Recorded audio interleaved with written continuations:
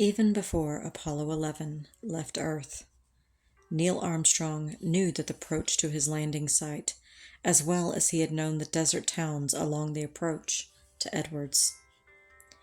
He'd spent some of the quiet hours of the trip out to the moon studying the photographs radioed from the unmanned probes and carried back aboard Apollo 10. Now that he was in lunar orbit, and he could look down onto the Sea of Tranquility with his own eyes, Eagle's landing approach was even easier to recognize than Stafford and Cernan's pictures had suggested.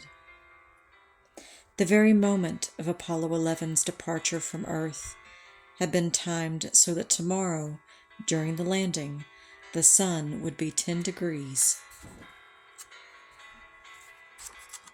above the horizon, throwing the sea into relief so that he would be able to spot the rough ground as he flew Eagle to a landing. Landing site number 2 was an ellipse measuring 11.5 miles by 3 miles, or about as long as Manhattan Island and half again as wide. There were many places that were more exciting, geologically speaking, but they were also much riskier or harder to get to. On later landings, there would be time to explore. For now, the geologists would be happy with any place Armstrong and Aldrin managed to visit. And so, Site 2, chosen for its blandness, was a completely unremarkable stretch of the sea. Close to the lunar equator and thus easiest to reach. Only Stafford and Cernan had seen it close up. But that was from 9 miles. What would it look like from 500 feet? Would it offer a safe place to land a lunar module? Armstrong was cautiously optimistic. Soon enough, he would find out for certain. Late in the day, while Aldrin went into Eagle to make system checks, Armstrong lingered at Columbia's window, hoping to glimpse the landing. Below, a crater called Moltke, only a few miles wide, glowed in the light of the lunar dawn. Around it, the sea was cut flat, narrow valleys like desert roads. Just to the north, almost enveloped by night, lay the place where he and Aldrin would try to land. Collins asked, "Can you see the landing site?" Armstrong peered down among the long shadows. "I'm not sure," he said. Suddenly he and Collins heard Aldrin's voice in their headsets. "I can see it," Aldrin said from inside the Eagle, contained excitement in his voice. "I got the whole landing site here."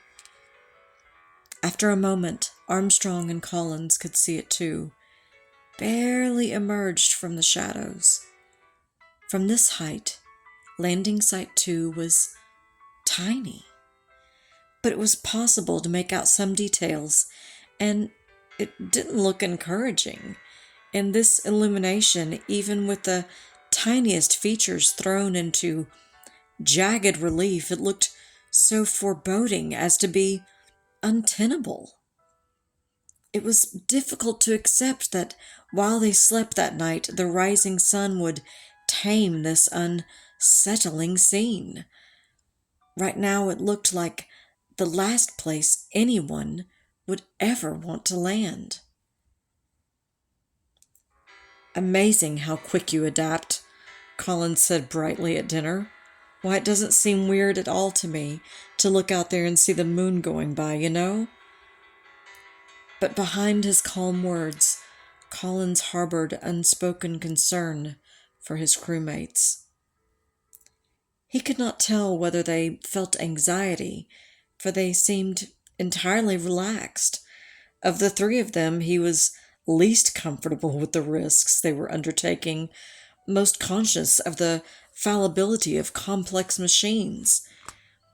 He had come to see the flight as a long and fragile daisy chain of events, and was only too aware that any time that chain could break.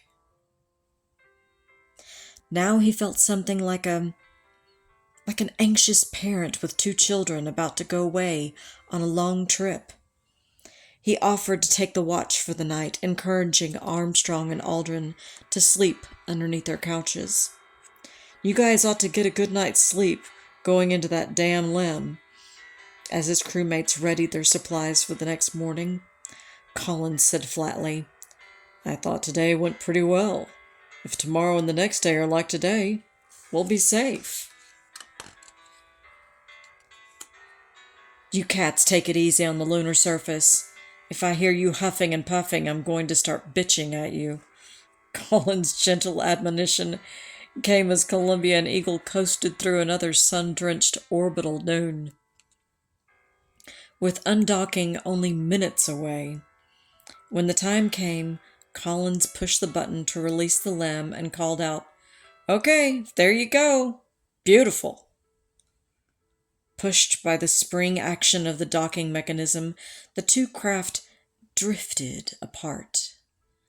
Armstrong carefully steadied Eagle, and Columbia drifted into formation.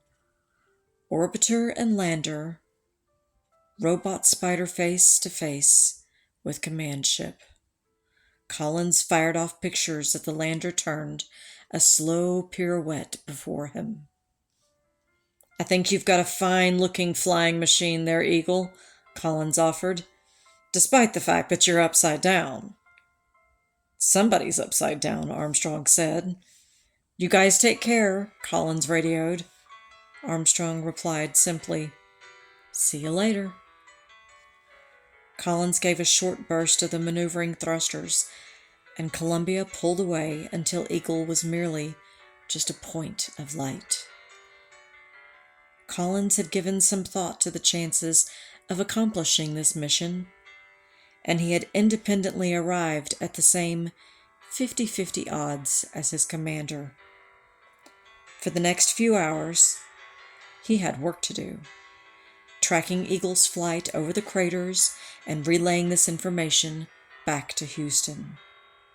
But when it came time for the powered descent, he would simply listen, just like everyone else.